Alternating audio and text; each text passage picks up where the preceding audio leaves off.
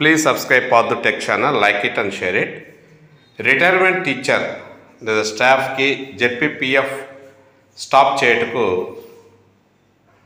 Process ఏ విధంగా చేయాలనేటువంటిది మనం ఇప్పుడు గమనిద్దాం. ఫస్ట్ స్టెప్లో హెచ్ఆర్ అండ్ పేరోల్ సెలెక్ట్ చేసుకోవాలి. హెచ్ఆర్ అండ్ పేరోల్లో వెళ్ళి మాస్టర్ డేటాను సెలెక్ట్ చేసుకోవాలి. దానిలో ఎంప్లాయీ అప్డేషన్ సెలెక్ట్ చేయాలి. తర్వాత దానిలో డీడీఓ కోడ్ సెలెక్ట్ చేసుకోవాలి, అక్కడ ఇవ్వాలి. దాన్ని సబ్మిట్ చేయాలి. డీడీఓ కోడ్ ఎంటర్ చేసి సబ్మిట్ చేయాలి.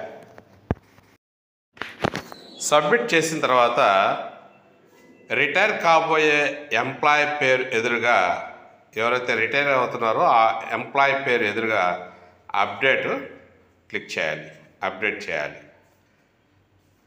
తర్వాత ఎంప్లాయీ అప్డేషన్ క్లిక్ చేయాలి. దానిలో ఎర్నింగ్స్ అండ్ డిడక్షన్స్ని సెలెక్ట్ చేయాలి. అదైన తర్వాత పే పర్టికులర్స్లోకి వెళ్ళాలి.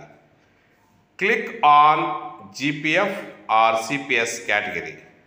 సో దాన్ని క్లిక్ చేయాలి. జీపీఎఫ్ ఆర్ సిపిఎస్ కేటగిరీని క్లిక్ చేయాలి. తర్వాత నాట్ అప్లికబుల్ ఆప్షన్ మీద క్లిక్ చేయాలి.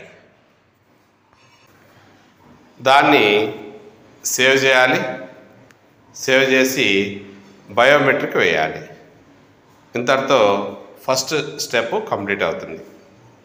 సో తర్వాత సెకండ్ స్టెప్ ఉంది, దాన్ని చూద్దాం. ఇప్పుడు మనం సెకండ్ స్టెప్ చూద్దాం. ఇక్కడ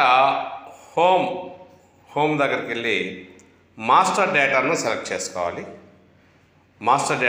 చేసుకొని submit reasons for GPF or CPS not deducting.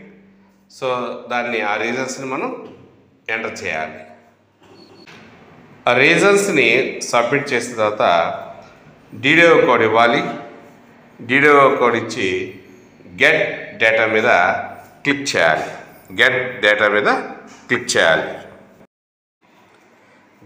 మీద క్లిక్ చేసిన తర్వాత రీజన్ సెలెక్ట్ చేసుకొని going to be retired on date, ఆ డేట్ని టైప్ చేసి క్లిక్ ఆన్ సేవ్. సో యాక్షన్ని క్లిక్ ఆన్ చేయాలి, ఇది సేవ్ అనే దాని మీద. సో ఈ విధంగా మనము మన స్కూల్లో రిటైర్ కాబోయేటువంటి స్టాఫ్ ఎవరైనా సరే ఉన్నట్లయితే వాళ్ళకి జీపీఎఫ్ స్టాప్ చేసేదానికి ఈ విధంగా మనము స్టెప్స్ అనేటువంటిది పాటించాలి.